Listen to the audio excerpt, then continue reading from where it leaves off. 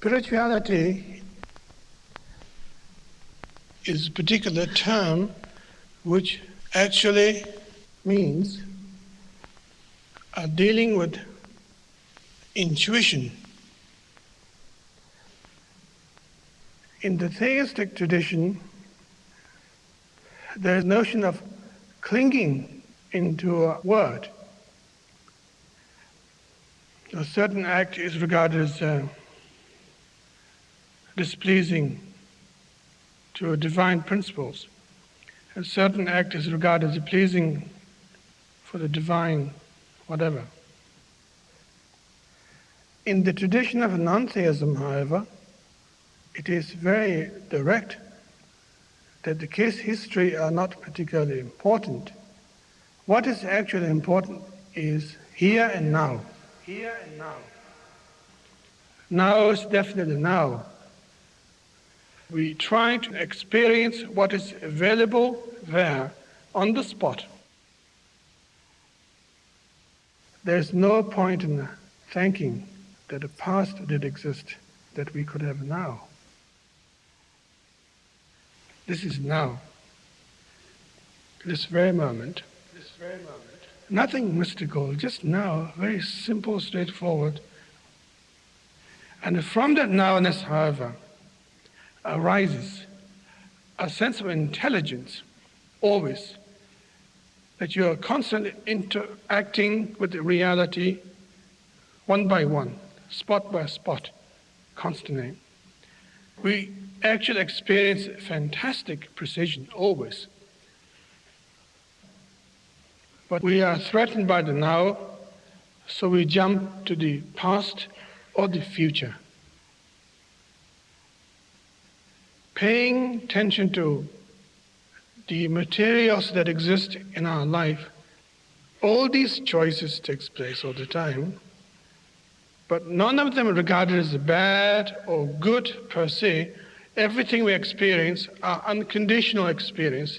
They don't come along with a label by saying this is regarded as bad, this is good.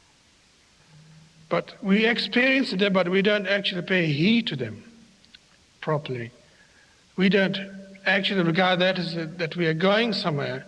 We regard that as a hassle, waiting to be dead. Waiting to be dead. Waiting to be dead. Waiting to be dead.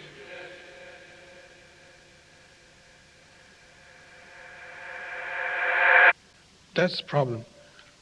And that is not trusting the nowness properly, that what is actually experienced now possessed a lot of powerful things. It is so powerful that we can't face it. Therefore, we have to borrow from the past, invite future all the time. And maybe that's why we seek religion. Maybe that's why we march in the street. Maybe that's why we complain to the society. Maybe that's why we vote for the presidents. It's quite ironical. Very funny indeed.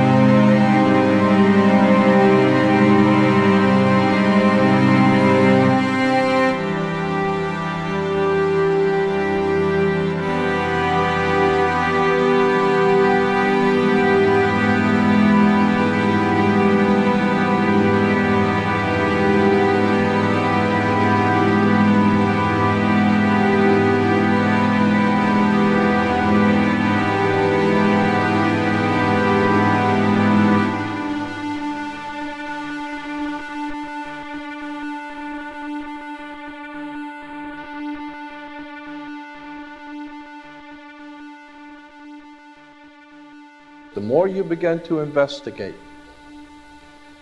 what we think we understand, where we came from, what we think we're doing, the more you begin to see we've been lied to.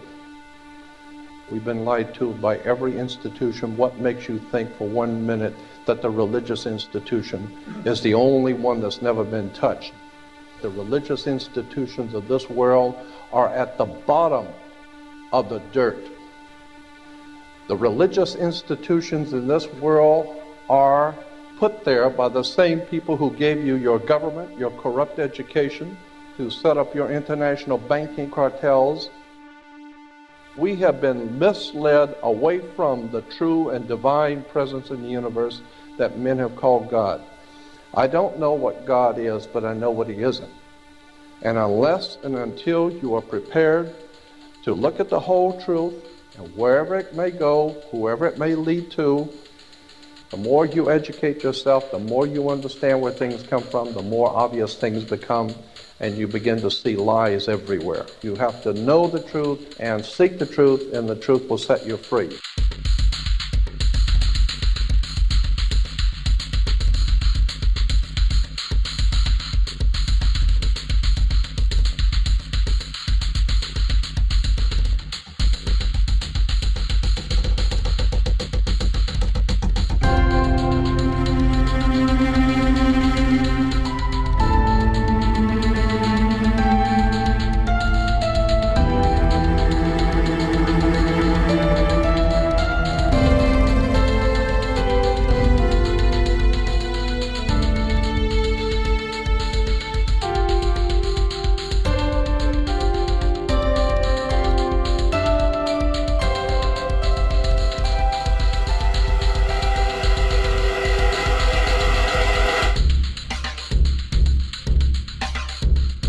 Because I gotta tell you the truth, folks. I gotta tell you the truth.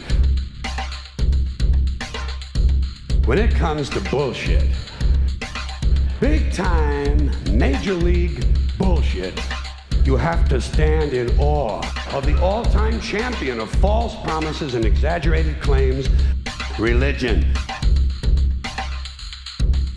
Think about it. Religion has actually convinced people that there's an invisible man living in the sky who watches everything you do every minute of every day.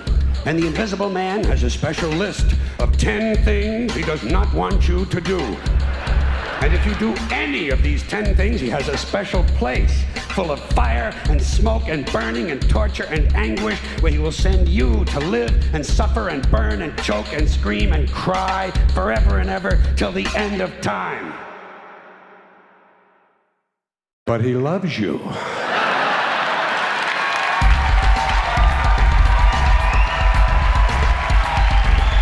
loves you.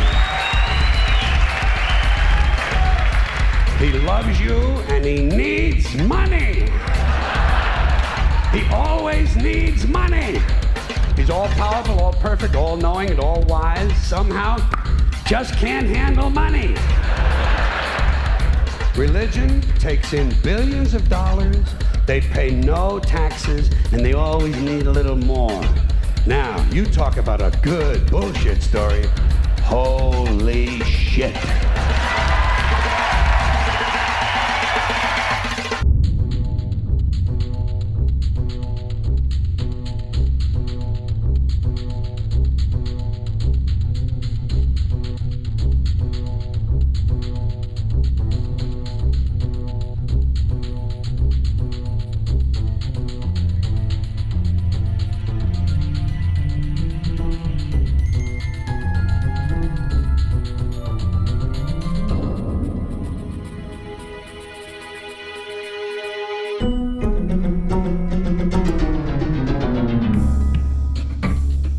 This is the sun. As far back as 10,000 BC, history is abundant with carvings and writings reflecting people's respect and adoration for this object. And it is simple to understand why, as every morning the sun would rise, bringing vision, warmth, and security, saving man from the cold, blind, predator-filled darkness of night. Without it, the cultures understood the crops would not grow and life on the planet would not survive. These realities made the sun the most adored object of all time. Likewise, they were also very aware of the stars. The tracking of the stars allowed them to recognize and anticipate events which occurred over long periods of time, such as eclipses and full moons.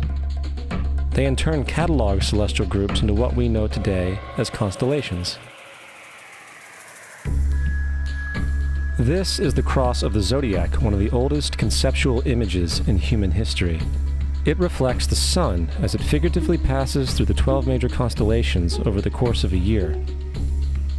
It also reflects the 12 months of the year, the 4 seasons, and the solstices and equinoxes. The term zodiac relates to the fact that constellations were anthropomorphized, or personified, as figures or animals. In other words, the early civilizations did not just follow the sun and stars, they personified them with elaborate myths involving their movements and relationships. The sun, with its life-giving and saving qualities, was personified as a representative of the unseen creator or God, God's Son, the light of the world, the savior of humankind. Likewise, the 12 constellations represented places of travel for God's Son, and were identified by names, usually representing elements of nature that happened during that period of time. For example, Aquarius, the water bearer, who brings the spring rains.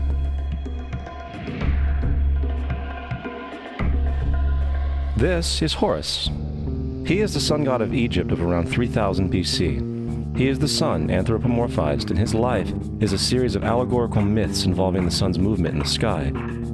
From the ancient hieroglyphics in Egypt, we know much about this solar messiah. For instance, Horus, being the sun or the light, had an enemy known as Set, and Set was the personification of the darkness or night. And, metaphorically speaking, every morning Horus would win the battle against Set, while in the evening Set would conquer Horus and send him into the underworld. It is important to note that dark versus light, or good versus evil, is one of the most ubiquitous mythological dualities ever known, and is still expressed on many levels to this day. Broadly speaking, the story of Horus is as follows.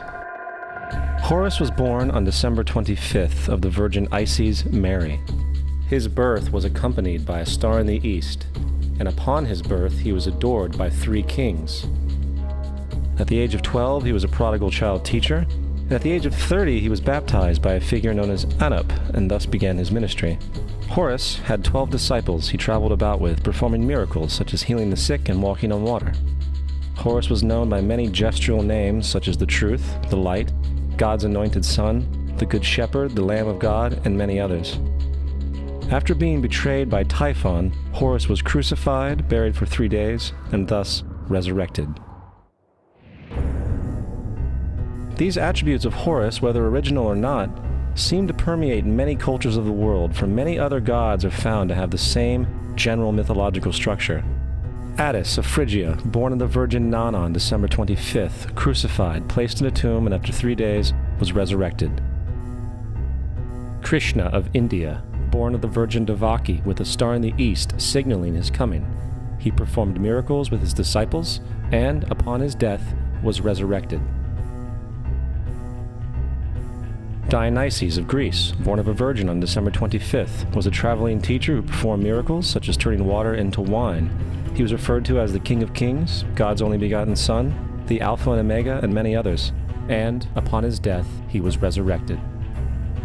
Mithra of Persia, born of a virgin on December 25th, he had 12 disciples and performed miracles, and upon his death was buried for 3 days and thus resurrected. He was also referred to as the Truth, the Light, and many others. Interestingly, the sacred day of worship of Mithra was Sunday. The fact of the matter is, there are numerous saviors from different periods from all over the world which subscribe to these general characteristics. The question remains, why these attributes?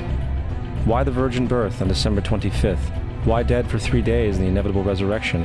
Why 12 disciples or followers? To find out, let's examine the most recent of the solar messiahs. Jesus Christ was born of the Virgin Mary on December 25th in Bethlehem. His birth was announced by a star in the east, which 3 kings or magi followed to locate and adorn the new Savior. He was a child teacher at 12, and at the age of 30 he was baptized by John the Baptist, and thus began his ministry. Jesus had 12 disciples, which he traveled about with, performing miracles such as healing the sick, walking on water, raising the dead. He was also known as the King of Kings, the Son of God, the Light of the World, the Alpha and Omega, the Lamb of God, and many, many others. After being betrayed by his disciple Judas and sold for 30 pieces of silver, he was crucified, placed in a tomb, and after 3 days was resurrected and ascended into heaven. First of all, the birth sequence is completely astrological. The star in the east is Sirius, the brightest star in the night sky, which, on December 24th, aligns with the 3 brightest stars in Orion's belt. These 3 bright stars in Orion's belt are called today what they were called in ancient times, the 3 kings. And the 3 kings and the brightest star, Sirius, all point to the place of the sunrise on December 25th. This is why the 3 kings follow the star in the east, in order to locate the sunrise, the birth of the sun.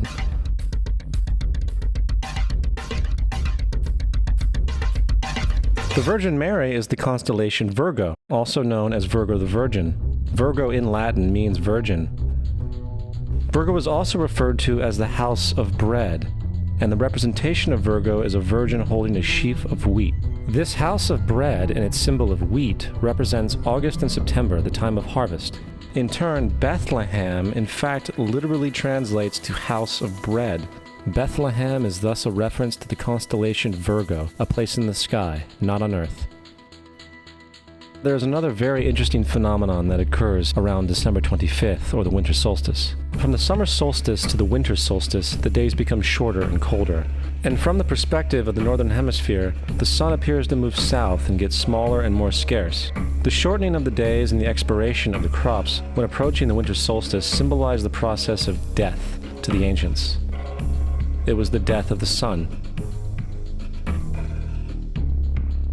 And by December 22nd, the sun's demise was fully realized, for the sun, having moved south continually for 6 months, makes it to its lowest point in the sky. Here a curious thing occurs. The sun stops moving south, at least perceivably, for 3 days. And during this 3-day pause, the sun resides in the vicinity of the Southern Cross, or Crux, constellation. And after this time, on December 25th, the sun moves 1 degree, this time north, foreshadowing longer days, warmth, and spring. And thus it was said, the sun died on the cross, was dead for 3 days, only to be resurrected or born again. This is why Jesus and numerous other sun gods share the crucifixion, 3-day death, and resurrection concept. It is the sun's transition period before it shifts its direction back into the northern hemisphere, bringing spring and thus salvation. However, they did not celebrate the resurrection of the sun until the spring equinox, or Easter. This is because at the spring equinox, the sun officially overpowers the evil darkness, as daytime thereafter becomes longer in duration than the night, and the revitalizing conditions of spring emerge. Now, probably the most obvious of all the astrological symbolism around Jesus regards the 12 disciples. They are simply the 12 constellations of the zodiac, which Jesus, being the sun, travels about with. In fact, the number 12 is replete throughout the Bible.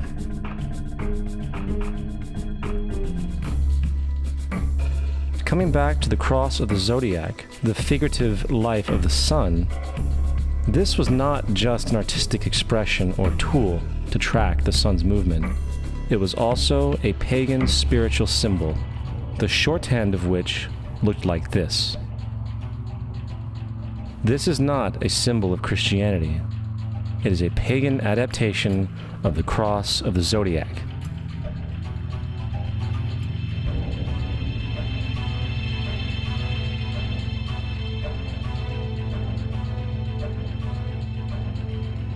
This is why Jesus in early occult art is always shown with his head on the cross, for Jesus is the Son of God, the light of the world, the risen Savior, who will come again, as it does every morning.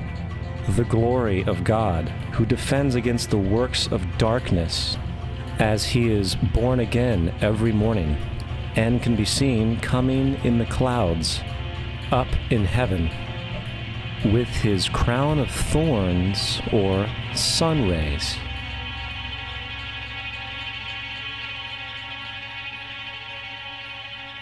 Now, of the many astronomical metaphors in the Bible, one of the most important has to do with the ages.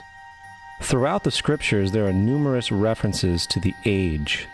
In order to understand this, we need to be familiar with a phenomenon known as the precession of the equinoxes. The ancient Egyptians, along with cultures long before them, recognized that approximately every 2150 years, the sunrise on the morning of the spring equinox would occur in a different sign of the zodiac. This has to do with a slow, angular wobble that the Earth maintains as it rotates on its axis. It is called a precession because the constellations go backwards rather than through the normal yearly cycle. The amount of time it takes for the precession to go through all 12 signs is roughly 25,765 years.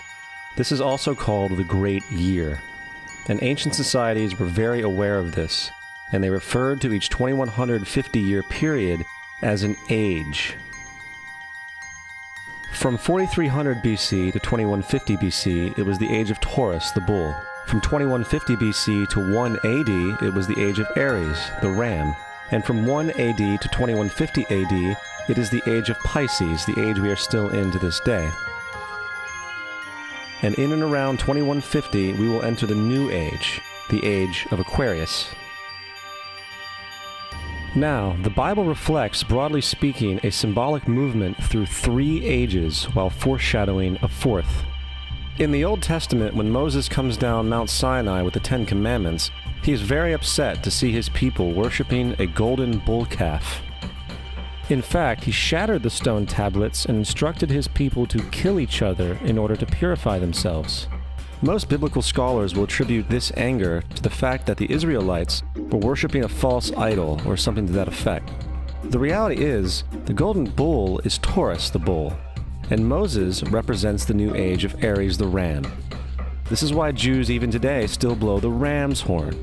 Moses represents the new age of Aries, and upon the new age, everyone must shed the old age. Other deities mark these transitions as well, such as Mithra, a pre-Christian god who kills the bull in the same symbology.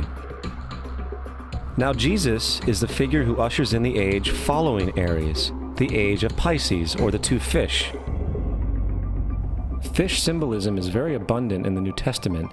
Jesus feeds 5,000 people with bread and 2 fish. When he begins his ministry walking along Galilee, he befriends 2 fishermen who follow him. And I think we have all seen the Jesus fish on the back of people's cars. Little do they know what it actually means. It is a pagan astrological symbolism for the sun's kingdom during the age of Pisces. Also, Jesus' assumed birth date is essentially the start of this age.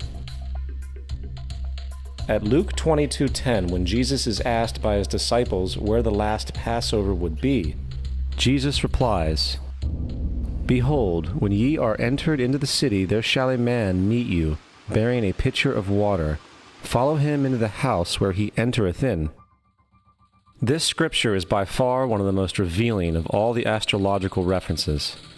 The man bearing the pitcher of water is Aquarius, the water bearer, who is always pictured as a man pouring out a pitcher of water. He represents the age after Pisces, and when the sun, God's Son, leaves the age of Pisces, Jesus, it will go into the house of Aquarius, as Aquarius follows Pisces in the precession of the equinoxes. All Jesus is saying is that after the age of Pisces will come the age of Aquarius.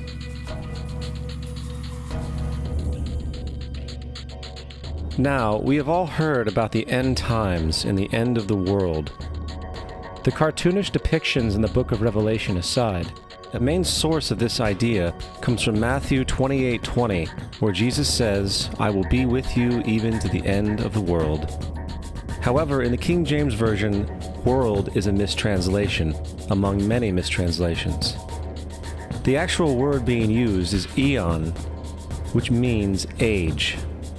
I will be with you even to the end of the age, which is true, as Jesus' solar Piscean personification will end when the sun enters the age of Aquarius. The entire concept of end times and the end of the world is a misinterpreted astrological allegory. Let's tell that to the approximately 100 million people in America who believe the end of the world is coming. Furthermore, the character of Jesus being a literary and astrological hybrid is most explicitly a plagiarization of the Egyptian sun god Horus.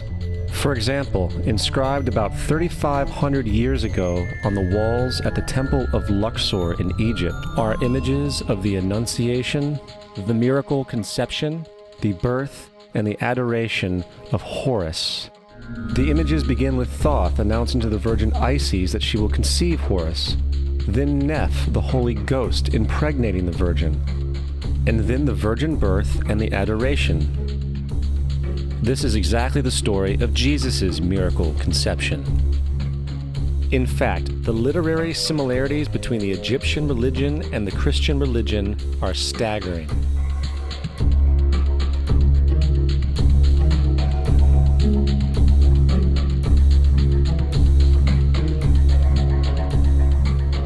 And the plagiarism is continuous. The story of Noah and Noah's Ark is taken directly from tradition. The concept of the Great Flood is ubiquitous throughout the ancient world, with over 200 cited claims in different periods and times. However, one need look no further for a pre-Christian source than the Epic of Gilgamesh, written in 2600 BC. This story talks of a great flood commanded by God, an ark with saved animals upon it, and even the release and return of a dove, all held in common with the biblical story among many other similarities. And then there is the plagiarized story of Moses. Upon Moses' birth, it is said that he was placed in a reed basket and set adrift in a river in order to avoid infanticide. He was later rescued by a daughter of royalty and raised by her as a prince. This baby in a basket story was lifted directly from the myth of Sargon of Akkad of around 2250 BC. Sargon was born, placed in a reed basket in order to avoid infanticide, and set adrift in a river. He was in turn rescued and raised by Aki, a royal midwife. Furthermore, Moses is known as the lawgiver, the giver of the Ten Commandments, the Mosaic Law. However, the idea of a law being passed from God to a prophet up on a mountain is also a very old motif. Moses is just another lawgiver in a long line of lawgivers in mythological history. In India, Manu was the great lawgiver. In Crete, Minos ascended Mount Dicta, where Zeus gave him the sacred laws, while in Egypt there was Meses, who carried stone tablets and upon them the laws of God were written. Manu, Minos, Meses, Moses. And as far as the Ten Commandments, they are taken outright from spell 125 in the Egyptian Book of the Dead. What the Book of the Dead phrased, "I have not stolen," became "Thou shalt not steal." "I have not killed," became "Thou shalt not kill." "I have not told lies," became "Thou shalt not bear false witness," and so forth. In fact, the Egyptian religion is likely the primary foundational basis for the Judeo-Christian theology. Baptism, afterlife, final judgment, virgin birth, death and resurrection, crucifixion, the Ark of the Covenant, circumcision, saviors, Holy Communion, Great Flood, Easter, Christmas, Passover, and many, many more are all attributes of Egyptian ideas long predating Christianity and Judaism. Justin Martyr, one of the first Christian historians and defenders, wrote, "When we say that he, Jesus Christ, our teacher, was produced without sexual union, was crucified and died and rose again and ascended into heaven, we propound nothing different from what you believe regarding those who you esteem sons of Jupiter." In a different writing, Justin Martyr said, "He was born of a virgin, accept this in common with what you believe of Perseus." It's obvious that Justin and other early Christians knew how similar Christianity was to the pagan religions. However, Justin had a solution. As far as he was concerned, The devil did it. The devil had the foresight to come before Christ and create his characteristics in the pagan world. Fundamentalist Christianity, fascinating. These people actually believe the world is 12,000 years old. Swear to God. I actually asked one of these guys, okay, dinosaur fossils. He says, dinosaur fossils? God put those here to test our faith.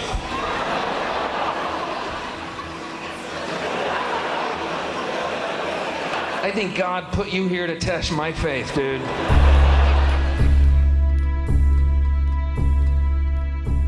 The Bible is nothing more than an astrotheological literary hybrid, just like nearly all religious myths before it. In fact, the aspect of transference of one character's attributes to a new character can be found within the book itself. In the Old Testament, there is the story of Joseph. Joseph was a prototype for Jesus. Joseph was born of a miracle birth. Jesus was born of a miracle birth. Joseph was of 12 brothers. Jesus had 12 disciples. Joseph was sold for 20 pieces of silver. Jesus was sold for 30 pieces of silver. Brother Judah suggests the sale of Joseph. Disciple Judas suggests the sale of Jesus. Joseph began his work at the age of 30. Jesus began his work at the age of 30. The parallels go on and on. Furthermore, is there any non-biblical historical evidence of any person living with the name Jesus, the son of Mary, who traveled about with 12 followers, healing people and the like? There are numerous historians who lived in and around the Mediterranean, either during or soon after the assumed life of Jesus. How many of these historians document this figure? Not one. However, to be fair, that doesn't mean defenders of the historical Jesus haven't claimed the contrary. 4 historians are typically referenced to justify Jesus' existence. Pliny the Younger, Suetonius, and Tacitus are the first 3. Each one of their entries consists of only a few sentences at best, and only referred to Christus or the Christ, which in fact is not a name but a title. It means the Anointed One. The 4th source is Josephus, and this source has been proven to be a forgery for hundreds of years. Sadly, it is still cited as truth. You would think that a guy who rose from the dead and ascended into heaven for all eyes to see and performed the wealth of miracles acclaimed to him would have made it into the historical record. It didn't, because once the evidence is weighed, there are very high odds that the figure known as Jesus did not even exist.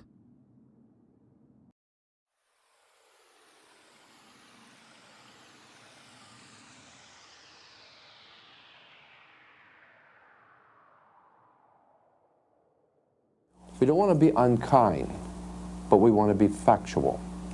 We don't want to cause hurt feelings, but we want to be academically correct in what we understand and know to be true.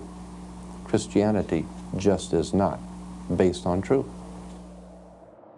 We find that Christianity was in fact nothing more than a Roman story, developed politically.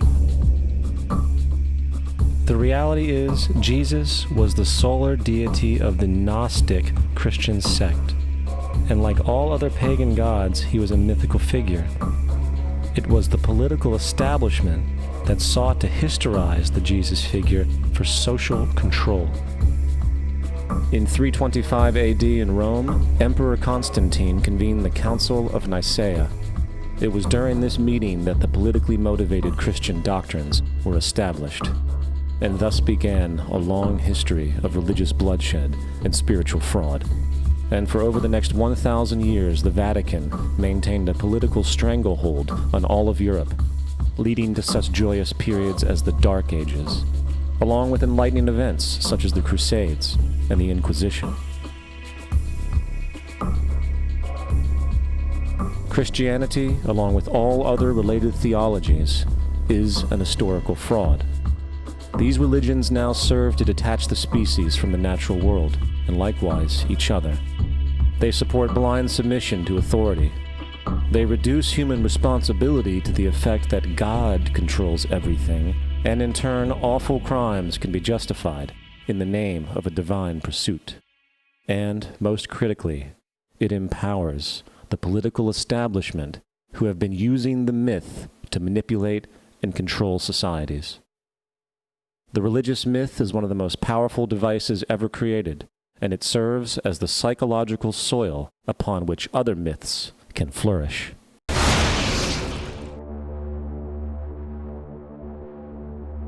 A myth is an idea that, while widely believed, is false. In a deeper sense, in the religious sense, a myth serves as an orienting and mobilizing story for a people. The focus is not on the story's relation to reality, but on its function. A story cannot function unless it is believed to be true in the community or the nation. It is not a matter of debate. If some people have the bad taste to raise the question of the truth of the sacred story, the keepers of the faith do not enter into debate with them. They ignore them or denounce them as blasphemers. It is wrong, blasphemous, and sinful for you to suggest, imply, or help other people come to the conclusion that the U.S. government killed 3,000 of its own citizens.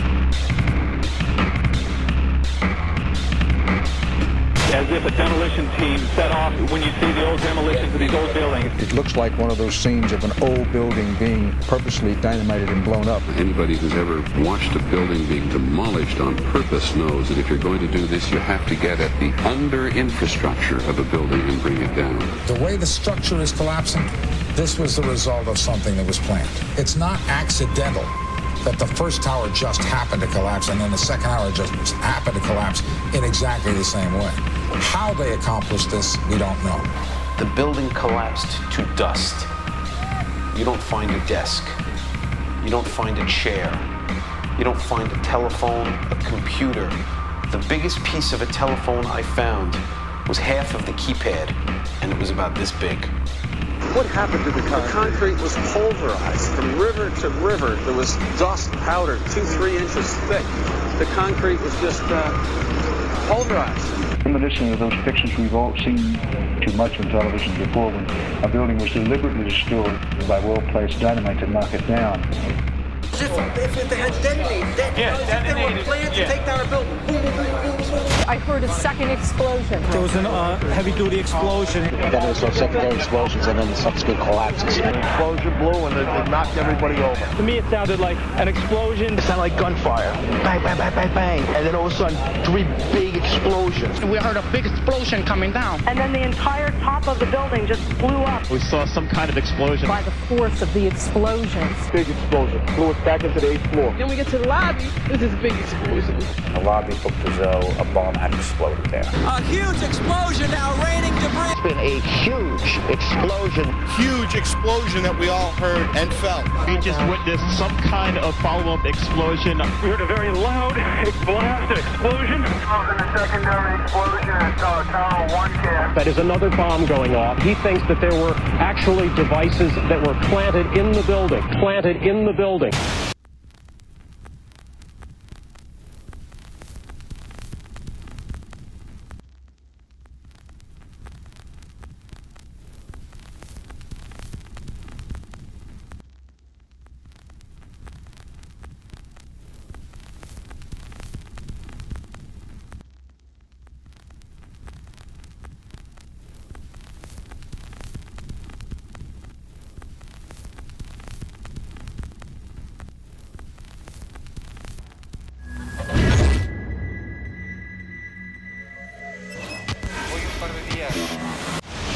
I don't think anybody could have predicted that they would try to use an airplane as a missile, a hijacked airplane as a missile. Nobody in our government, at least, and I don't think the prior government that could envision flying airplanes into buildings.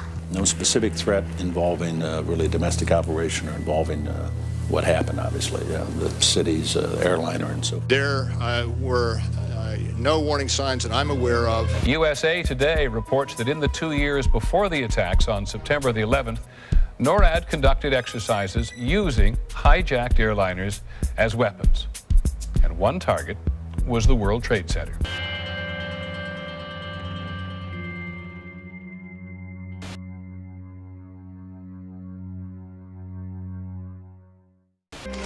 In confidential documents from the Philippines obtained by CNN, the plan was clear. He will board any American commercial aircraft, control its cockpit, and dive it at the CIA headquarters. Other buildings targeted the Pentagon and the World Trade Center. The Federal Aviation Administration received 52 warnings about Al-Qaeda in the 6 months before 9/11 and did not apparently heed them. The Pentagon reportedly does not want the public to hear next week's Senate testimony about the former secret intelligence unit known as Able Danger. And it identified Mohammed Atta and 3 other 9/11 terrorists as members of an al-Qaeda cell in Brooklyn, New York, more than a year before the attacks. And we found 2 of the 3 cells which conducted the 9/11 attacks. Lieutenant Colonel Tony Schaefer, who was the first member of Able Danger to go public, has now been told in writing by the Defense Intelligence Agency that he can't speak to members of Congress or their staff without prior approval. This is an attempt to prevent the American people from knowing the facts about how we could have prevented 9/11, and people are covering it up today. Security and counterterrorism was blinking red, in the words of George Tenet, that the warnings of an imminent attack were so severe that something dramatic should have been done. It was unparalleled. Instead, our president went on a month-long vacation.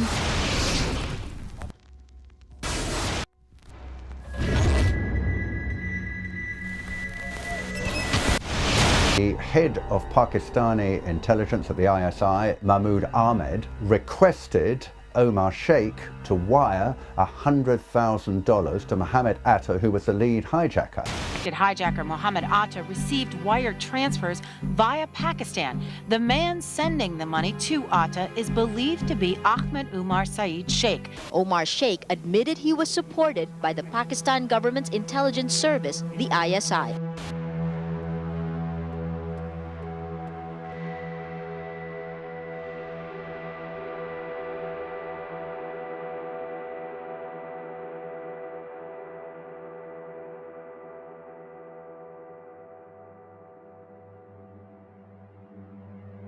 As hard as this is to believe that 2 of the alleged terrorists involved in what happened on Tuesday may have attended schools run by the U.S. military. Evidence was also apparently planted.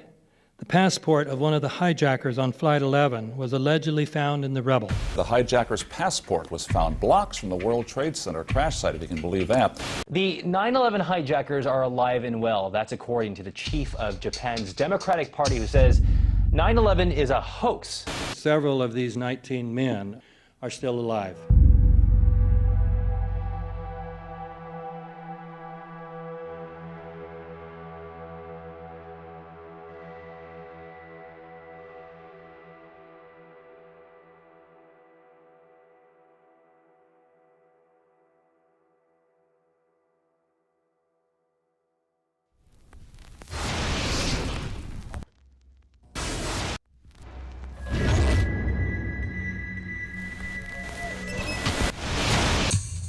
Of course we're after Saddam Hussein, bin Laden. He's... In the early 1980s, bin Laden worked with operatives from U.S. intelligence, the Pakistani military, and Arab states. January 2001, the Bush administration orders the FBI and intelligence agencies to back off investigations involving the bin Laden family, including 2 of Osama bin Laden's relatives, who were living, guess where, in Falls Church, Virginia, right next to CIA headquarters. When he was already America's most wanted criminal, he reportedly spent 2 weeks in the American hospital in Dubai, was treated by an American doctor, and visited by the local CIA agent.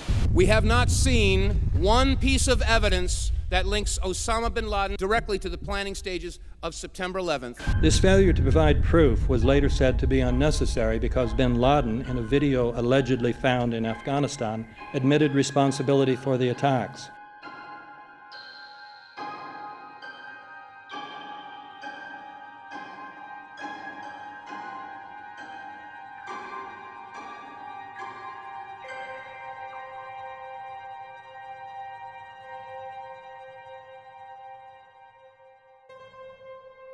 In 1976, Osama's older brother Salim bin Laden hired a man in Texas by the name of Jim Bath to handle all the investments in the United States for the bin Laden family. Jim Bath also happens to be a personal, almost lifelong friend and former Air National Guard pilot with George W. Bush. The connections between the Bushes and the bin Ladens become much more clear when George Herbert Walker Bush made trips to Saudi Arabia in 1998 and 2000 to meet with the bin Laden family on behalf of a company called the Carlyle Group.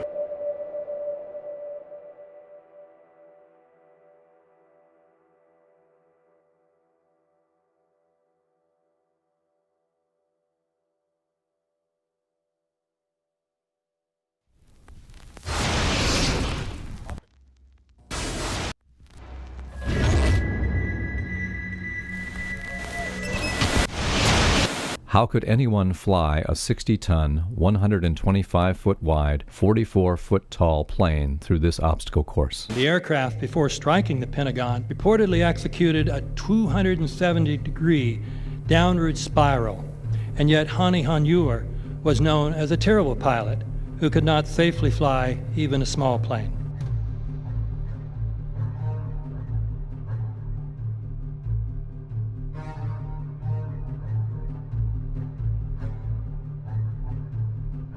No seats, no luggage, no bodies. Nothing but bricks and limestone. The official explanation is that the intense heat from the jet fuel vaporized the entire plane. Flight 77 had two Rolls-Royce engines made of steel and titanium alloy and weigh 6 tons each. It is scientifically impossible, but 12 tons of steel and titanium was vaporized by jet fuel. We're also told that the bodies were able to be identified either by their fingerprints or by the DNA.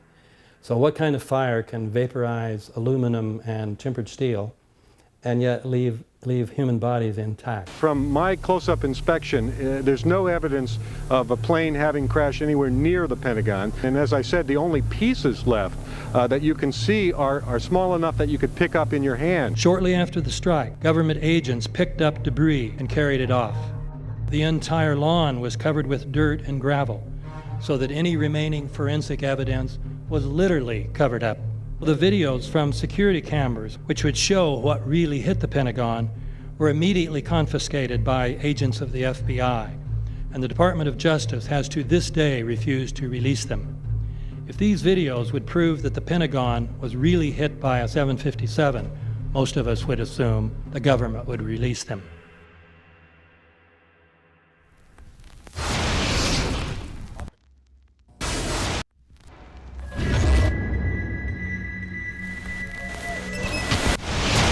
It looks like there's nothing there except for a hole in the ground. Basically, that's right. The only thing you could see from where we were was a big gouge in the earth and some broken trees. We could see some people walking around in the area, but from where we could see, there wasn't much left. Any large pieces of debris at all? No, there was nothing that you could distinguish that a plane had crashed there.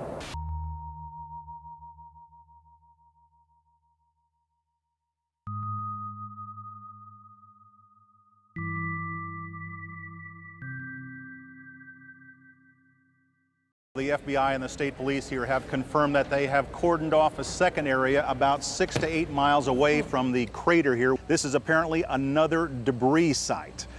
Why would debris be located 6 miles away? Could it have blown that far away? Seems highly unlikely.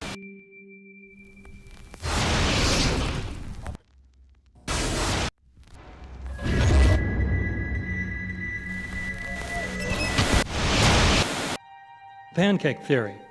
according to which the fires, while not melting the steel, heated it up sufficiently to cause the floors weakened by the airplane strikes to break loose from the steel columns, and this started a chain reaction. So you would expect then from that theory, which is the official theory, to see a whole stack of floors piled up on top of each other and then a spindle of core columns standing too. The core of each of the twin towers consisted of 47 massive steel columns. If the floors had broken loose from them, these columns would have still been sticking up into the air 1,000 feet.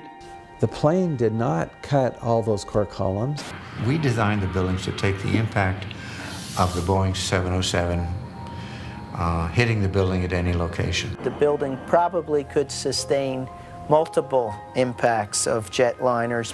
That the plane flew straight into the building. Through him, right. Yeah. So you're saying that the building was actually designed to cope with a hole like that and still survive? Yeah, it was. If you had dropped, say, a billiard ball from the top of the World Trade Center, 110 floors up there, it would have taken 8 to 10 seconds to hit the ground, encountering no resistance whatsoever. The Twin Towers came down in nearly free fall speed. 200,000 tons of steel shatters and explodes outwards over 500 feet. This means that floors shattered at an average rate of about 10 floors per second. There is no scenario for a pancake effect of buildings falling that allows them to fall at the rate of free fall. Now what can do that? What can move mass out of the way? Explosives.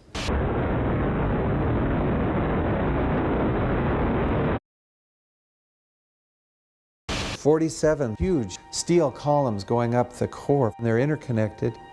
How do you get them to fail simultaneously so the core disappears? It looks like those core columns were cut. The way we do this is by cutting the beam at an angle.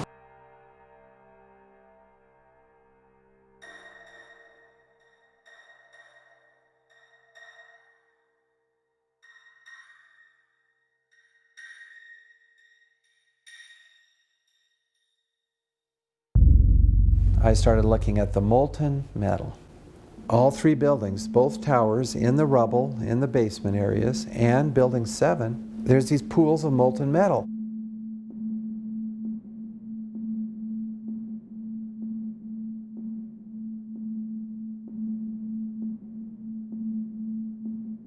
You'd get down below and you'd see molten steel running down the channel rails. Like you're in a foundry. Like lava. The molten steel was found 3, 4, and 5 weeks later, when the rubble was being removed. He said that molten steel was also found underneath World Trade Center 7. So I'm looking through the official reports. What do they say about the molten metal? They say nothing. But wait a minute. This is important evidence. So where did that come from? Thermite is so hot that it'll just cut through steel, through structural steel, for example, like a knife through butter. The products are molten iron and aluminum oxide, which goes off primarily as a dust. You know those enormous dust clouds? You can imagine when you assemble these chemicals on a large scale. So, Professor Niels Harrit, you examined the rubble that came from the World Trade Center. What did you find in it? Well, in there we find remains of what we characterize as a thermitic material. And this is a very energetic material which can be used either for melting iron or it can be designed as an explosive. The evidence for controlled demolition is overwhelming. I've told you that the thermite reaction produced molten iron. Molten iron was in pools of molten iron in the rubble. And the point is that the thermite kept on reacting. This was a bitch's brew of thermite chemistry. Molten metal pools under both towers after they collapsed and Building 7. Now, Building 7 wasn't even hit by a jet. Part of the problem is that most people simply don't know much about Building 7 due to the extraordinary secrecy surrounding this collapse. And this was a 47-story skyscraper. This building fell at 5:25. It was not hit by a plane. This building had fires on only 2 or 3 floors. And it was brought down by what we know was a controlled demolition. Demolitions, they look just like that. You know, a kink in the middle, and then that building just comes straight down, almost at free fall speed.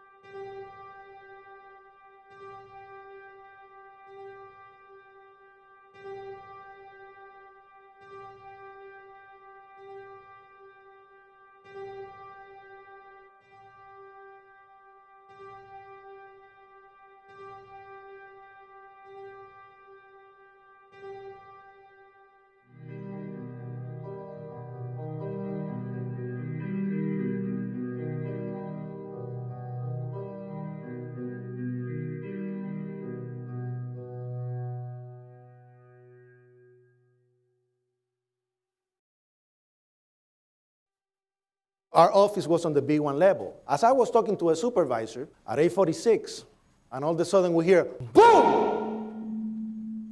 An explosion so hard that pushed us upwards. And it came from the basement between the B2 level and the B3 level. And when I went to verbalize, we hear, boom! The impact of the plane on the top. It would appear, Jim, as if there's more smoke coming from the ground. I was down in the basement, came down, all of a sudden the elevator blew up. And as we were coming out, we passed the lobby, there was no lobby. So I believe the bomb hit the lobby first, and a couple of seconds then the first plane hit. As I'm walking by the main freight corridor building in the corridor, that's when I got blown. I mean, the impact of the explosion threw me to the floor, and that's when everything started happening. All of a sudden, a big impact happened again. And all the ceiling tile was falling down, the light fixtures were falling. You know, you got to go clear across the whole from 1 to 2 World Trade Center. And then all of a sudden it happened all over again. Something else hit us to the floor. Right in the basement, you felt it. Walls were caving in, everything that was going on. I mean, I know of people that got killed in the basement. I know of people that got broken legs in the basement. People that got reconstructive surgery because the walls hit them in the face.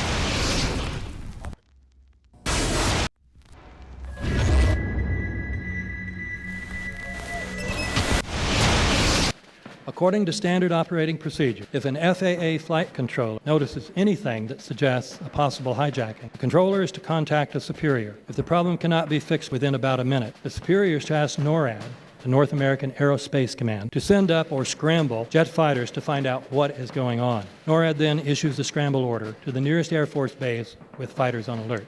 But although interceptions usually occur within 10 or so minutes, in this case, 80 or so minutes had elapsed before fighters were even airborne.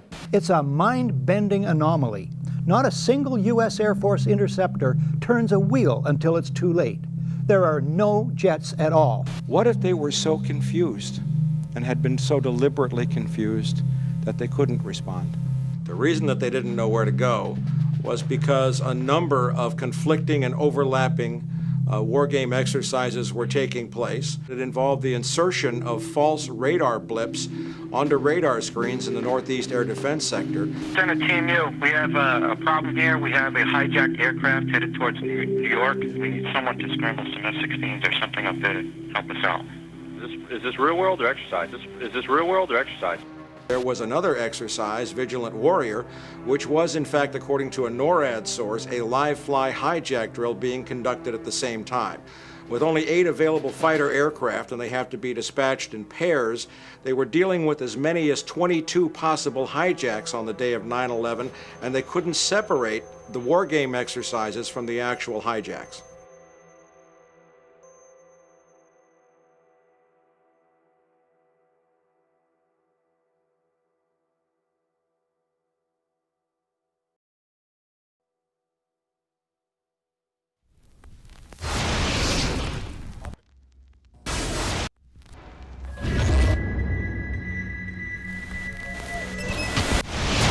Page 172. The U.S. government has not been able to determine the origin of the money used for the 9/11 attacks.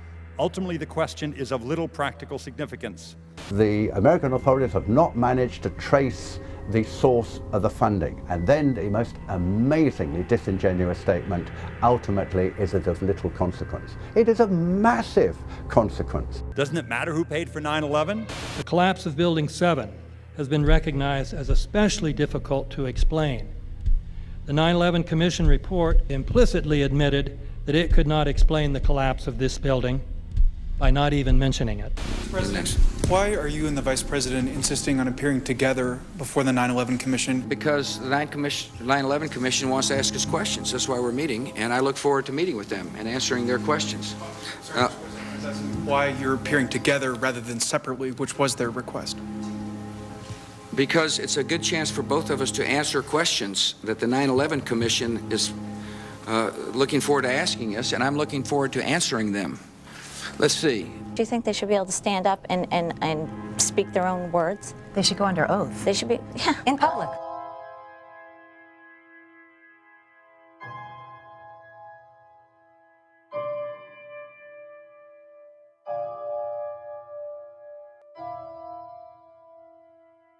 Don't you think that the families deserve to have a transcript or to be able to see what you Adam, said? you asked me that question yesterday. For an I answer got the today. same answer, yeah. The final report was a unanimous report. That means that if there was a single commissioner who had any objection about anything, that fact would be dropped from the report. We have found out that he not only served on the transition team of the Bush administration, that he was a person who wrote a draft memo for the setup of the Bush administration's National Security Council, that he was an individual who wrote the preemptive war strategy that was eventually used for the war in Iraq, that he is a close friend of Condoleezza Rice's. We want him to resign. There is literally nothing in the 9/11 report that the Bush administration did not approve of. We can understand, therefore, why the Commission, under Zelikow's leadership, would have ignored all the evidence that would point to the truth, that 9/11 was a false flag operation intended to authorize the doctrines and funds needed for a new level of imperial mobilization.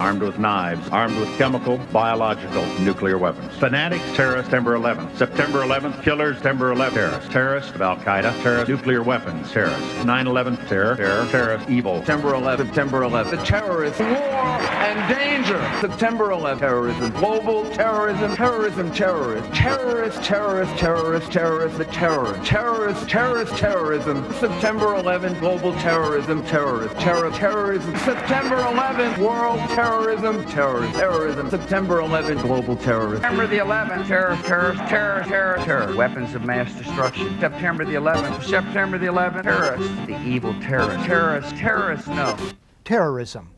The words are hypnotically repeated. Terrorism, terrorist, terrorist threat, and of course, believed to be linked to Al-Qaeda. But it's the so-called war on terrorism that's in our faces practically 24/7 as the inescapable focus of our existence. One day, our grandchildren will look back on this time and ask, how was the war on terror won? The entire U.S. ruling class, ruling elite, comes to see terrorism as the preferred means, indeed the only means, to provide social cohesion, to provide an enemy image for the society to keep it together. According to neocon theory from Carl Schmitt, you have to have an enemy image in order to have a society. It's a very dangerous thing because now it means that the entire social order, the political parties, intellectual life, politics in general, all based on a monstrous myth. Monstrous myth.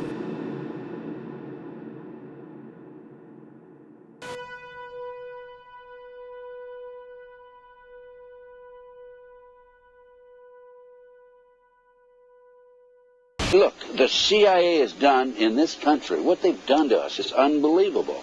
Look at the terrorist acts that have occurred. The CIA behind most, if not all of them. We had the Marine barracks. We had our embassy in Kenya. We had Pan Am 103. We had the USS Cole. We had Oklahoma City. We had the World Trade Center in 1993. That helped the terrorists blow up the World Trade Center the first time. They built the bomb. They got the driver's license. The informant, the FBI informant, a fellow named Salam, a 43-year-old former Egyptian army officer, he was given the assignment to put the bomb together. And he went to his supervisor, his FBI supervisor, and said, we're going to put a dummy bomb in here, right? And the FBI supervisor said, no, we're going to put a real bomb. FBI agents might have been able to prevent last February's deadly explosion at New York's World Trade Center. They discussed secretly substituting harmless powder for the explosives, but they didn't, according to the FBI's own informant, Imad Salem. Unbeknownst to the FBI at the time, Salem recorded many of his conversations with his handlers. Unfortunately for them, there were only 6 people killed, not enough to pass the legislation. So what happened is 2 years later, April 19, 1995, down comes Oklahoma City Murrah building, 168 people killed. 1 year later, the anti-terrorism legislation that takes away many of our constitutional rights and civil liberties is passed.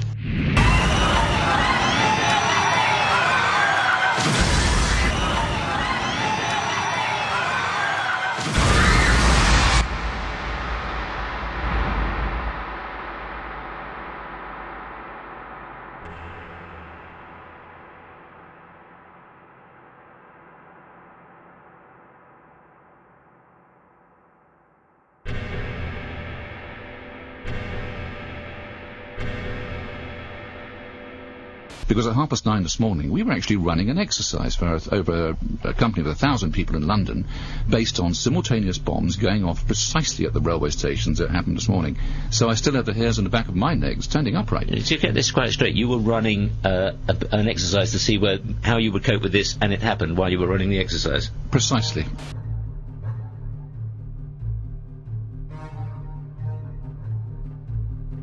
Supposed to believe is some kind of coincidence, there was also an anti-terrorist drill going on 7/7.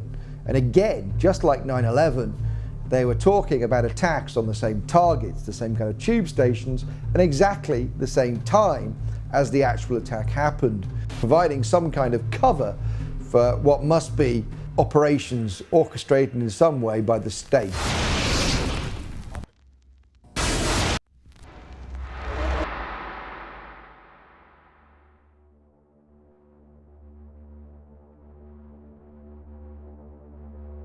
I am absolutely appalled at how much people in this country do not think. We are given to understand that a guy out there up in the mountains financed the most elaborate attack on this country. Do you think some people in a cave were able to have NORAD stand down?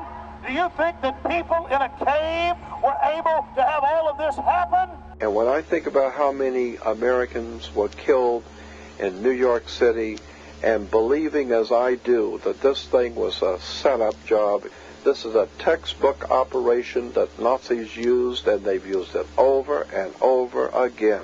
America has been suckered in one more time. I don't have to tell you things are bad. Everybody knows things are bad. The dollar buys a nickel's worth. Banks are going bust. Shopkeepers keep a gun under the counter. Punks are running wild in the street, and there's nobody anywhere who seems to know what to do, and there's no end to it. We know the air is unfit to breathe, and our food is unfit to eat. We sit watching our TVs while some local newscaster tells us that today we had 15 homicides and 63 violent crimes, as if that's the way it's supposed to be. We know things are bad, worse than bad. They're crazy. It's like everything everywhere is going crazy, so we don't go out anymore.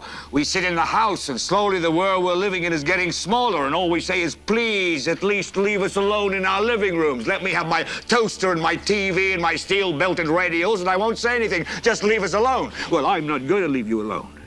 I want you to get mad. I don't want you to protest. I don't want you to riot. I don't want you to write to your congressmen because I wouldn't know what to tell you to write. I don't know what to do about the depression and the inflation and the Russians and the crime in the street. All I know is that first, you've got to get mad. You've got to say, I'm a human being. God damn it. My life has value.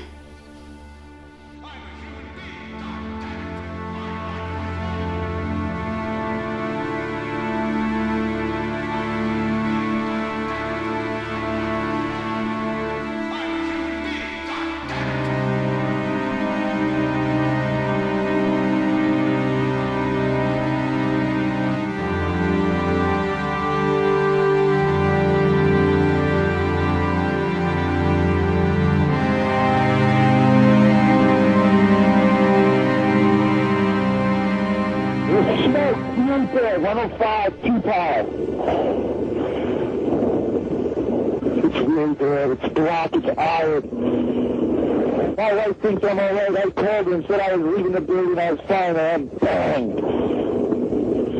The three of us, 2 broken windows. Oh, God! Ah!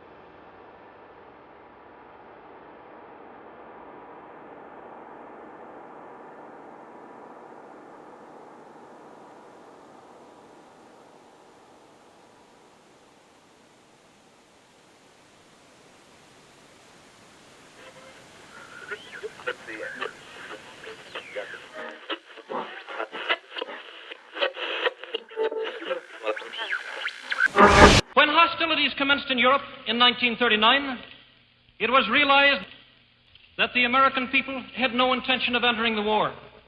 But they believed that this country could be enticed into the war in very much the same way that it was enticed into the last one. They planned, first, to prepare the United States for foreign war under the guise of American defense. Second, to involve us in the war, step by step, without our realization. Third, to create a series of incidents which would force us into the actual conflict. These plans were, of course, to be covered and assisted by the full power of their propaganda. Our theaters soon became filled with plays portraying the glory of war. Newsreels lost all semblance of objectivity, and they have used the war to justify the restriction of congressional power and the assumption of dictatorial procedures on the part of the President and his appointees. A fear campaign was inaugurated. We cannot allow the natural passions and prejudices of other peoples to lead our country to destruction.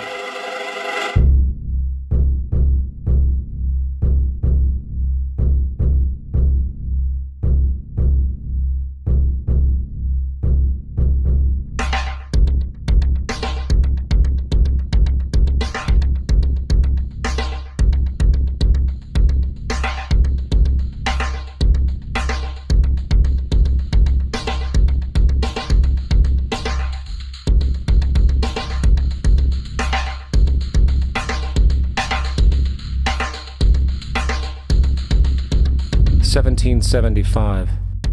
The American Revolutionary War began as the American colonies sought to detach from England and its oppressive monarchy. Though many reasons are cited for the revolution, one in particular sticks out as a prime cause: that King George III of England outlawed the interest-free, independent currency the colonies were producing themselves, in turn forcing them to borrow money from the Central Bank of England, immediately creating economic hardship and despair. In the words of Peter Cooper, former vice president of the New York Board of Currency, after Franklin had explained to the British government as the real cause of prosperity, they immediately passed laws forbidding the payment of taxes in that money. This produced such great inconvenience and misery to the people that it was the principal cause of the Revolution. In 1783, America won its independence from England. However, its battle against the central bank concept and the corrupt, power-hungry mentality associated with it had just begun. So what is a central bank? A central bank is an institution that issues and regulates the currency of an entire nation. Based on historical precedent, the typical powers inherent in central banking practice include the control of interest rates and the expansion and contraction of the money supply itself. Now, the central bank does not simply issue money to the government, it loans it to them with interest. Then, through the mechanisms of increasing and decreasing the supply of money, the central bank essentially regulates the value of the currency issued. It is critical to understand that the entire structure of this system could only produce one thing in the long run: debt. It doesn't take a lot of ingenuity to figure this scam out. For every single dollar produced by both the central bank and its regulated commercial banks is loaned at interest. That means every dollar produced is actually the dollar plus a certain percentage of debt based on that dollar. And since the banking system has the monopoly of the production of the currency, and they loan each dollar out with an immediate debt attached to it, where does the money to pay for the debt come from? It can only come from the banks again, which means the banking system has to perpetually increase its money supply to temporarily cover the outstanding debt created, which, in turn, since that new money is loaned out at interest as well, creates even more debt. The end result of this system is essentially slavery, for it is technically impossible for the government and thus the public to ever come out of the self-generating debt.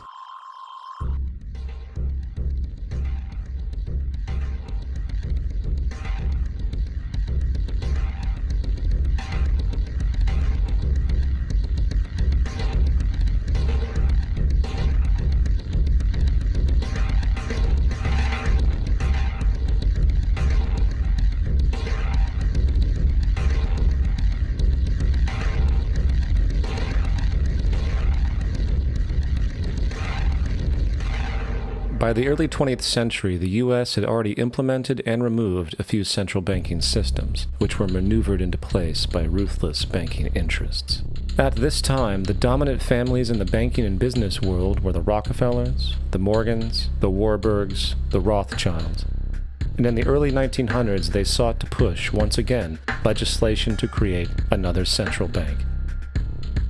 However, they knew the government and public were very weary of such an institution, so they needed to create an incident to affect public opinion.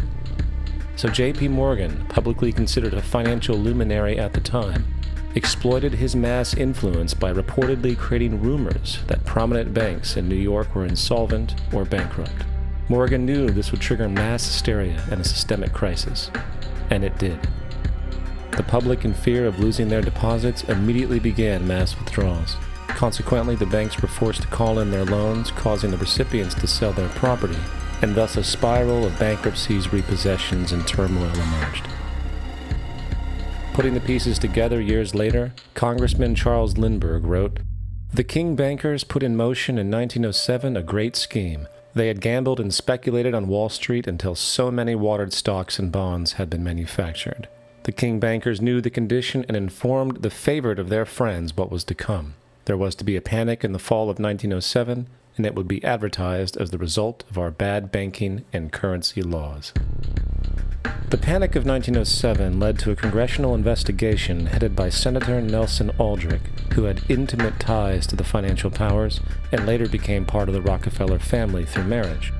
The commission led by Aldrich recommended a central bank should be implemented so a panic like 1907 could never happen again. This was the spark that the bankers needed to initiate their plan. And in 1910, a secret meeting was held at a J.P. Morgan estate on Jekyll Island off the coast of Georgia. It was there that the central banking bill called the Federal Reserve Act was written. This legislation was written by bankers, not lawmakers. This meeting was so secretive, so concealed from government and public knowledge, that most of the figures who attended disguised their names when en route to the island. And after this bill was constructed, it was then handed over to their political frontman, Senator Nelson Aldrich, to push through Congress. And in 1913, with heavy political sponsorship by the bankers, Woodrow Wilson became president, having already agreed to sign the Federal Reserve Act in exchange for campaign support. And a few days before Christmas, when much of Congress was at home with their families, the Federal Reserve Act was voted in, and Wilson in turn made it law. The night before its passage, Congressman Charles Lindbergh pleaded, "This act establishes the most gigantic trust on earth. When the President signs this act, the invisible government by the money power will be legalized." Now, the public was told that the Federal Reserve System was an economic stabilizer, and inflation and economic crises were a thing of the past. Well, as history has shown, nothing was further from the truth. The fact is, the bankers now had a streamlined machine for economic manipulation.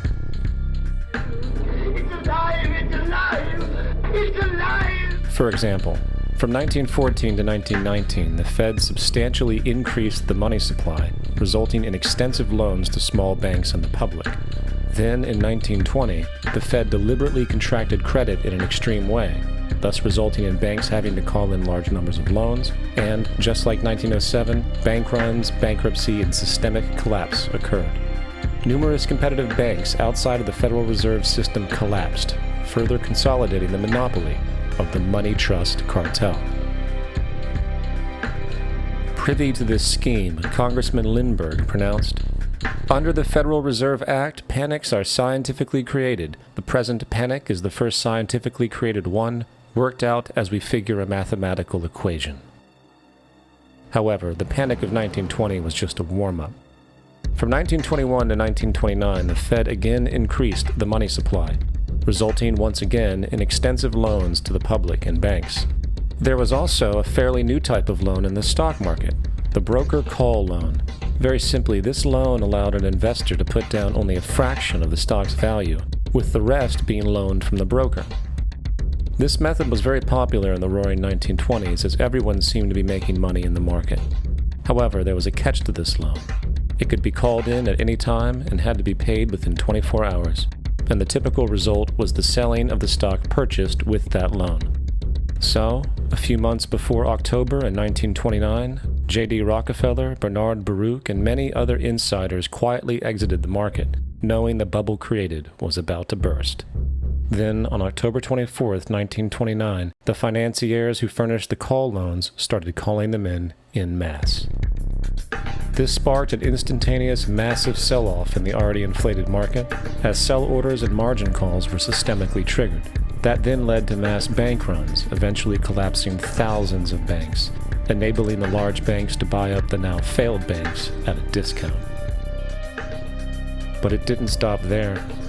Rather than expanding the money supply in order to recover from this economic collapse, the Fed actually contracted it, fueling one of the largest depressions in American history.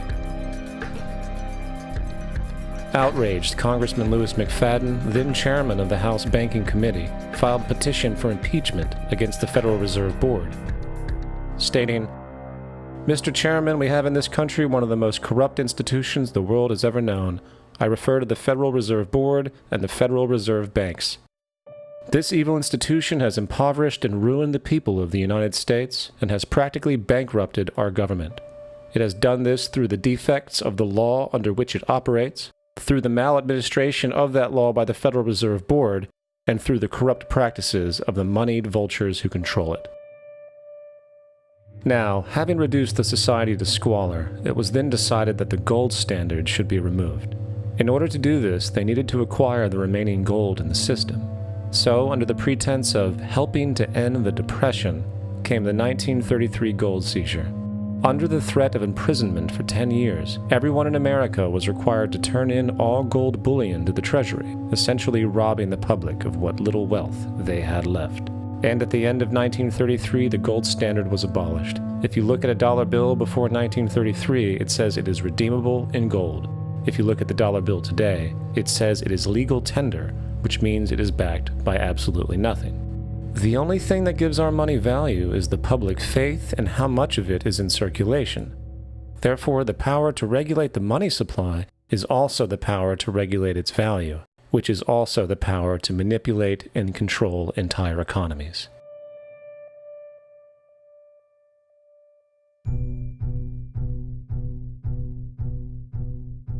It is important to clearly understand the Federal Reserve is a private corporation. It is about as Federal Express. It makes its own policies and is under little regulation by the U.S. government. It is a private bank that loans all the currency at interest to the government, completely consistent with the central banking model that the country sought to escape from when it declared independence in the American Revolutionary War. Now, going back to 1913, the Federal Reserve Act was not the only bill pushed through Congress for the vested financial interests. They also pushed its partner, the federal income tax. First of all, the federal income tax is completely unconstitutional, as it is a direct, unapportioned tax, and the required number of states needed in order to ratify the amendment to allow the income tax was never legally met, and this has even been cited in modern court cases.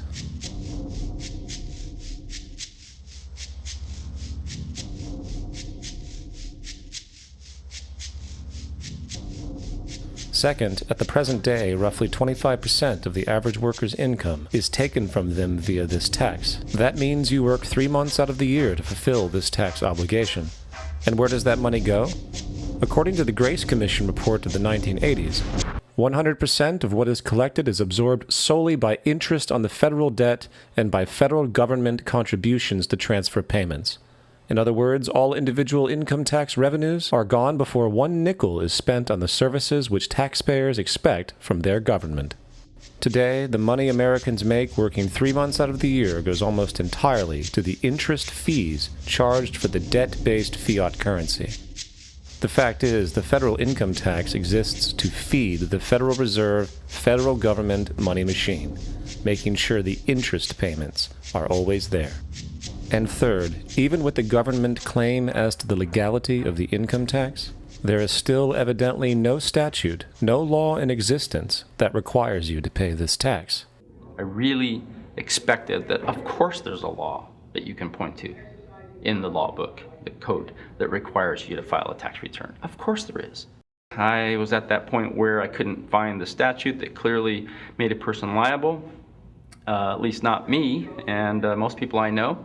And I had no choice in my mind except to resign. Based on the research that I did throughout the year 2000 and that I'm still doing, I have not found that law. I've asked Congress, we've asked a lot of people in the IRS commissioners, helpers.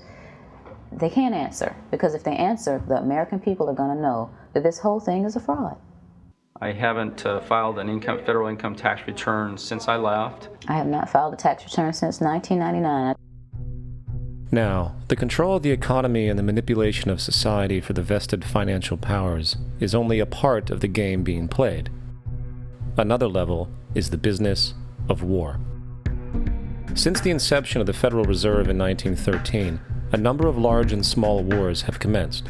The three most pronounced might be World War I, World War II, and Vietnam. World War I. In 1914, European wars broke out centered around England and Germany. The American public wanted nothing to do with the war.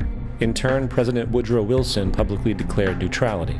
However, under the surface, evidence now shows that the financial powers behind the administration were looking for any excuse it could to enter it.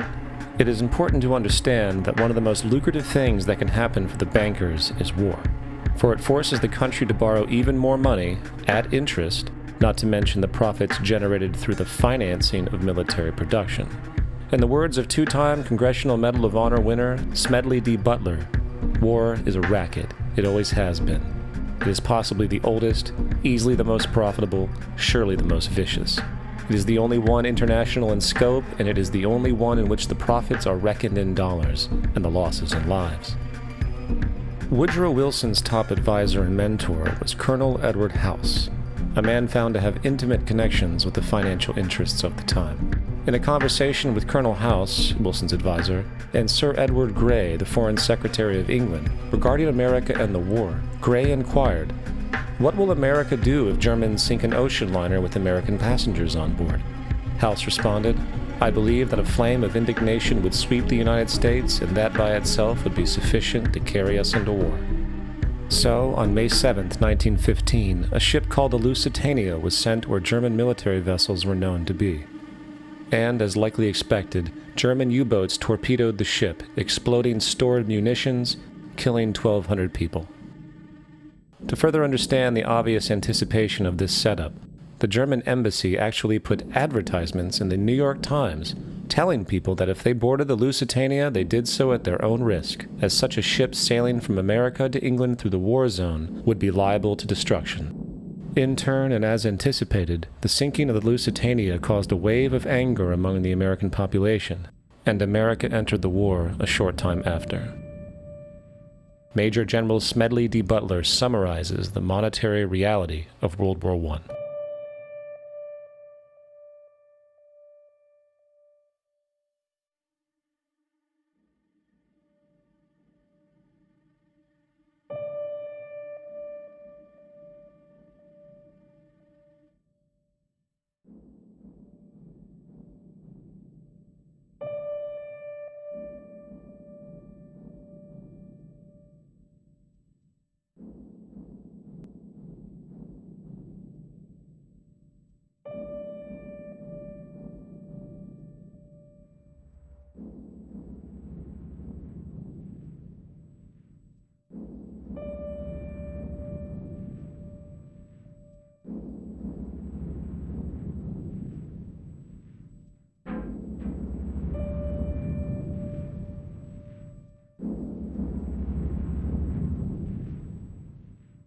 World War II.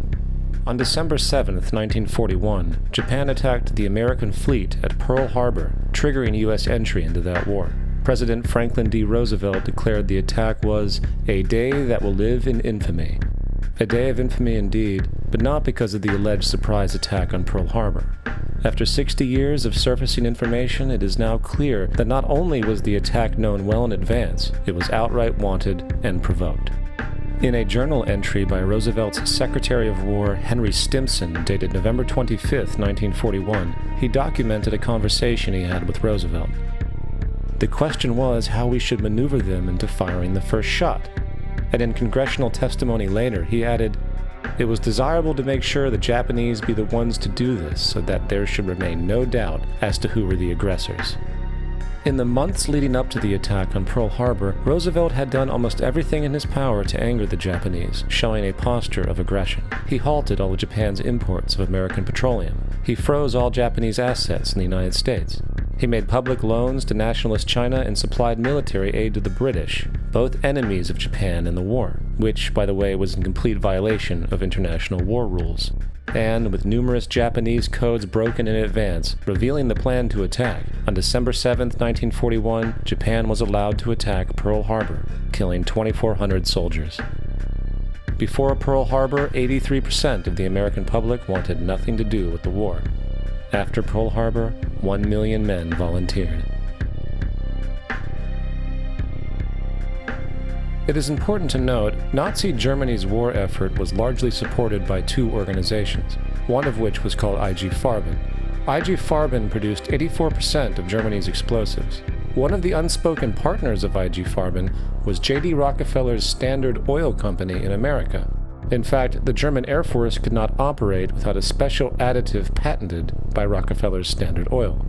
The drastic bombing of London by Nazi Germany, for example, was made possible by a $20 million sale of fuel to IG Farben by the Rockefellers' Standard Oil Company. This is just one small point on the topic of how American business funded both sides of World War II.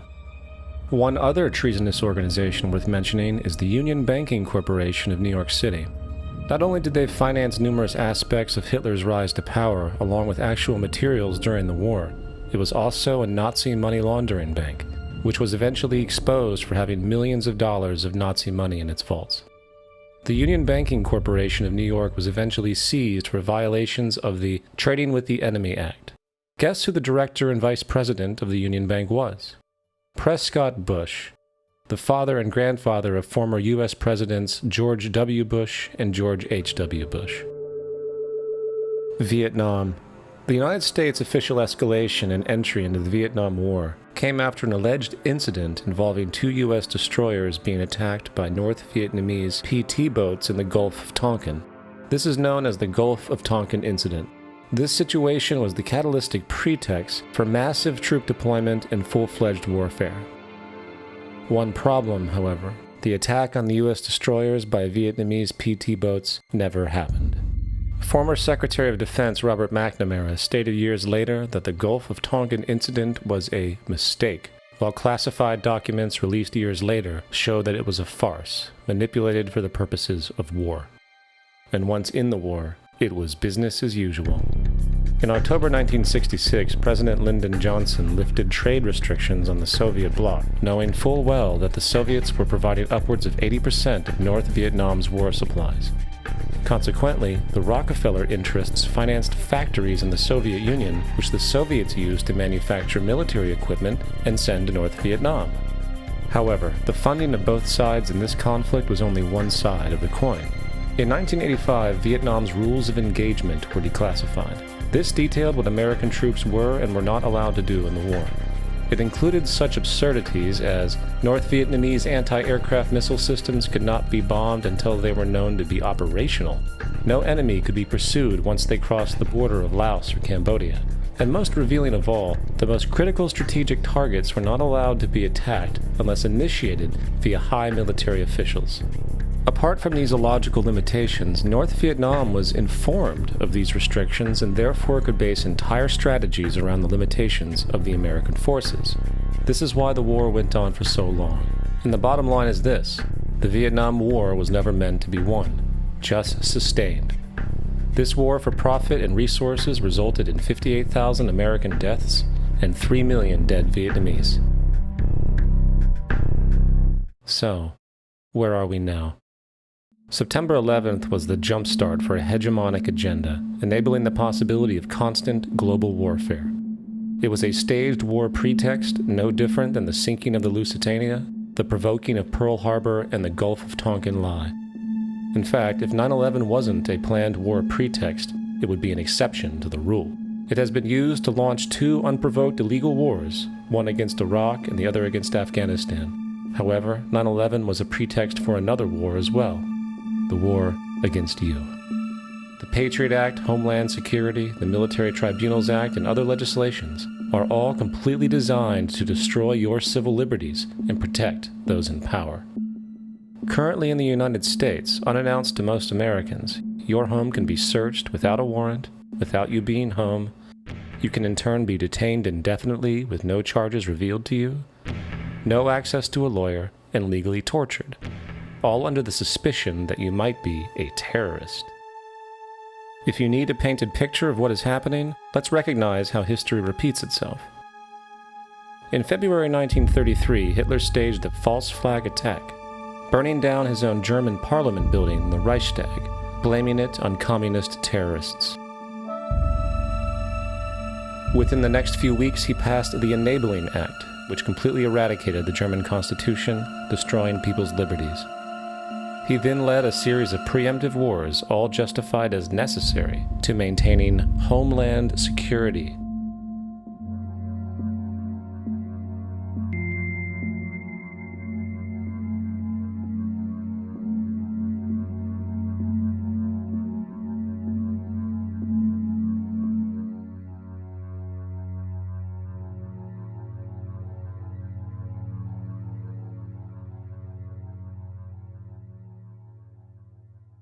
Am Schicksal des Kommunismus und der sich mit ihm verbrüdernden anderen Organisationen ändert dies nichts. Our enemy is a radical network of terrorists and every government that supports them. It's time to wake up. The people in power go out of their way to make sure you are perpetually misled and manipulated. The majority's perception of reality, especially in the political arena, is not their own. It is shrewdly imposed upon them without them even knowing it. For example, the public at large now believes the invasions of Iraq and the Middle East, along with the resulting instability, are the consequences of political and military mistakes. What the public fails to see, of course, is that the destabilization of the Middle East is exactly what the Western interests want. This war is to be sustained so the region can be divided up, domination of the oil maintained, continual profits reaped for defense contractors, and most obviously, permanent military bases established to be used as launching pads against other oil-bearing, non-conforming countries, such as Iran. For further implication that the civil war and destabilization is purely intentional, in 2005, 2 elite British SAS officers were arrested by Iraqi police after being caught driving around in their car, shooting at civilians while dressed up as Arabs. After being arrested and taken to a jail in Basra, the British Army immediately demanded release of these men. When the Basra government refused, British tanks came in and physically broke out the men from the Basra prison. If you wish to destroy an area, how do you do it? Well, there are 2 ways. You can go in there and bomb it and so forth, but that is not very efficient. What you do is you try to get the people in that area to kill each other and to destroy their own territory, their own farms. And that's what's been done in that area. The way in which you destroy an opponent is get him to destroy himself by dividing his ranks against one another. Then you feed both sides. You have agents feeding both sides, inflaming both sides, and they kill each other off. And it's time that some of us woke up to this reality, to understand that people who try to maintain empires and create empires do it by manipulating the people they're trying to conquer. You might want to ask yourself why the entire culture is utterly saturated with mass media entertainment from all sides. While the educational system in America continues its stupefying downward slide since the U.S. government decided to take over and subsidize the public school system.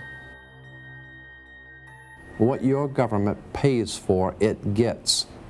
When we understand that, then we look at government-financed institutions of education and see the kind of students and the kind of education that's being turned out by these government-financed schools. Logic will tell you that if what is being turned out in those schools was not in accord with what the state and the federal government wanted, then it would change it. The bottom line is that the government is getting what they have ordered. They do not want your children to be educated. They do not want you to think too much. That is why our country and our world has become so proliferated with entertainments, mass media, television shows, amusement parks, drugs, alcohol, and every kind of entertainment to keep the human mind entertained so that you don't get in the way of important people by doing too much thinking. You had better wake up and understand that there are people who are guiding your life and you don't even know it. We're in a lot of trouble because you people and 62 million other Americans are listening to me right now, because less than 3% of you people read books, because less than 15% of you read newspapers, because the only truth you know is what you get over this tube. Right now, there is an entire generation that never knew anything that didn't come out of this tube. This tube is the gospel, the ultimate revelation. This tube can make or break presidents, popes, prime ministers. This tube is the most awesome goddamn force in the whole godless world. And woe is us if it ever falls into the hands of the wrong people. And when the largest company in the world controls the most awesome goddamn propaganda force in the whole godless world, who knows what shit will be peddled for truth on this network. So you listen to me. Listen to me. Television is not the truth. Television is a goddamn amusement park. Television is a circus, a carnival, a traveling troupe of acrobats, storytellers, dancers, singers, jugglers, sideshow freaks, lion tamers, and football players. We're in the boredom-killing business. But you people sit there day after day, night after night, all ages, colors, creeds. We're all you know. You're beginning to believe the illusions we're spinning here. You're beginning to think that the tube is reality and that your own lives are unreal. You do whatever the tube tells you. You dress like the tube. You eat like the tube. You raise your children like the tube. You even think like the tube. This is mass madness, you maniacs. In God's name, you people are the real thing. We are the illusion. The last thing the power establishment wants is a conscious, informed public, capable of critical thinking. This is why a continually fraudulent zeitgeist is output via religion, the mass media, and the educational system. It is in their interest to keep you in a distracted, naive bubble. And they are doing a damn good job of it. This is Aaron Russo, a filmmaker and former politician. To his left is Nicholas Rockefeller of the Council on Foreign Relations. After maintaining a close friendship with Nicholas, Aaron eventually ended the relationship, appalled by what he had learned. I got a call one day from an attorney woman I knew, and she said, would you like to meet one of the Rockefellers? I said, sure, I'd love to. And we became friends, and he began to divulge a lot of things to me. So he said to me one night, he said that there's going to be an event there, and out of that event, you're going to see we're going to go into Afghanistan, so we can run pipelines from the Caspian Sea. We're going to go into Iraq to take the oil and establish a base in the Middle East, and we're going to go into Venezuela and try and get rid of Chavez. And the first two they've accomplished. Chavez they didn't accomplish. And he said you're going to see guys going into caves looking for looking for people that they're never going to find. You know, he was laughing about the fact that you have this war on terror. There's no real enemy. He's talking about how by having this war on terror, you can never win it because it's an eternal war. And so you can always keep taking people's liberties away. And I said, how are you going to convince people that this war is real? He said, but the media can convince everybody it's real. I mean, you know, it's just that you keep talking about things. You keep saying it over and over and over again, and eventually people believe it. You know, you created the Federal Reserve in 1913 through lies. You create 9/11, which is another lie. Through 9/11, then you're fighting a war on terror, and now all of a sudden you go into Iraq, which was another lie, and now they're going to do Iran. You know, and it's all one thing leading to another, leading to another, leading to another. Now, I would say to them, what are you doing this for? What's the point of this thing? You have all the money in the world you ever want. You have all the power. I said, you know, you're hurting people. It's not a good thing. And he would say, what do you care about the people for? Take care of yourself and you take care of your family. And then I said to him, what are the ultimate goals here?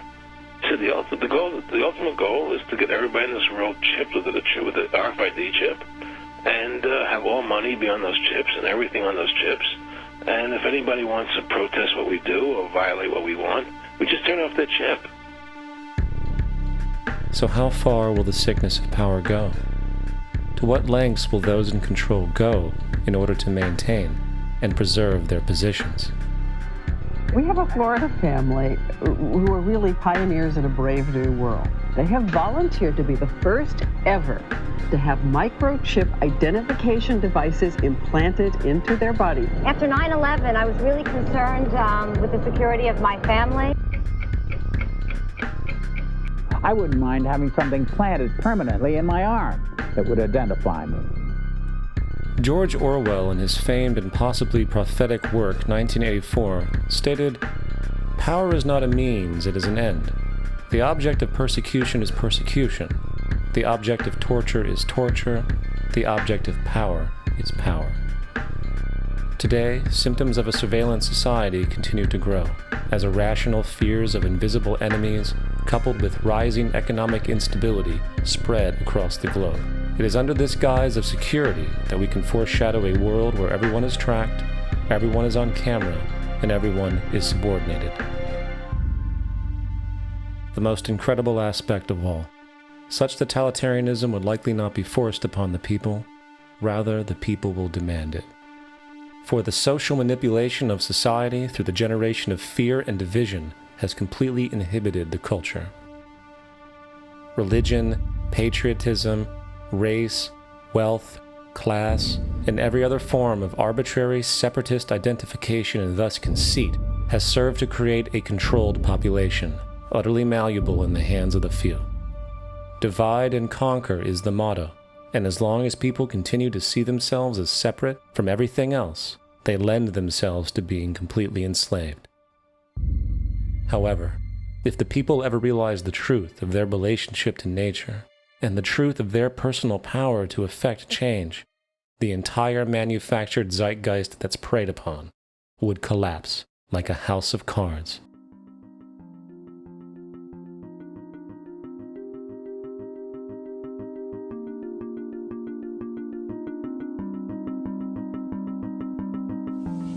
The whole system that we live in drills into us that we're powerless, that we're weak, that our society is evil, that it's crime-ridden, etc., and so forth.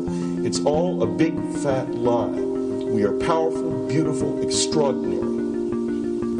There is no reason why we cannot understand who we truly are, where we are going. There is no reason why the average individual cannot be fully empowered. We are incredibly powerful beings. You know, I think I spent 30 years of my life, in the first 30, trying to become something. I wanted to become good at things. I wanted to become good at tennis. I wanted to become good at school and grades and everything I kind of viewed in that perspective. I'm not okay the way I am, but if I got good at things, you realize that I had the game wrong. The game was to find out what I already was. Find out what I already was.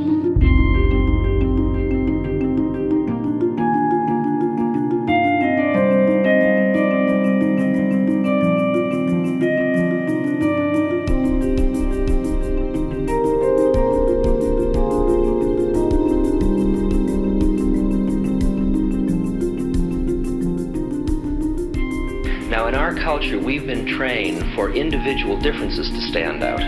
So you look at each person, immediately it is brighter, dumber, older, younger, richer, poorer, and we make all these dimensional distinctions, put them in categories and treat them that way. And we get so that we only see others as separate from ourselves in the ways in which they're separate. And one of the dramatic characteristics of experience is being with another person and suddenly seeing the ways in which they are like you, not different from you, and experiencing the fact that which is essence in you and which is essence in me is indeed one.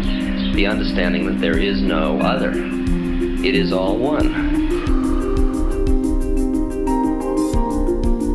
And I wasn't born Richard Albert, I was just born as a human being, and then I learned this whole business of who I am and whether I'm good or bad or achieving or not, all that's learned along the way.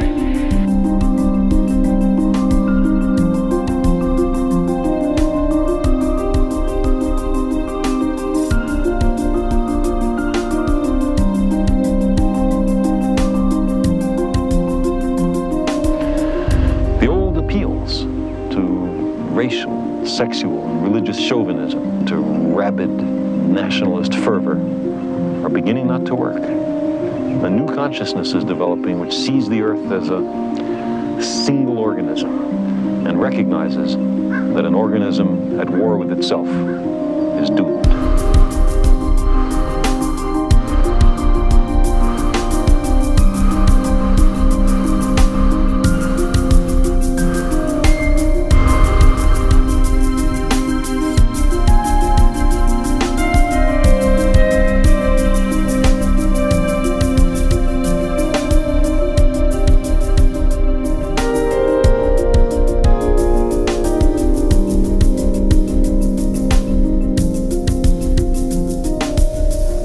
Bill Hicks used to finish his shows with this. Life's like a ride in an amusement park. And when you go on it, you think it's real, because that's how powerful our minds are. And the ride goes up and down and round and round. It has thrills and chills, and it's very brightly colored. And it's very loud, and it's fun for a while. Some have been on the ride for a long time, and they begin to question, is this real, or is this just a ride? And other people have remembered, and they come back to us and they say, hey, don't worry. Don't be afraid ever, because this is just a ride. And we kill those people. Shut him up, I've got a lot invested in this ride. Shut him up! Look at my furrows of worry. Look at my big bank account. My family, this has to be real. It's just a ride. But we'll kill those good guys who try and tell us that. You ever notice that? And let the demons run amok? But it doesn't matter, because it's just a ride, and we can change it anytime we want. It's only a choice. No effort, no work, no job, no savings of money. Just a choice right now between fear and love.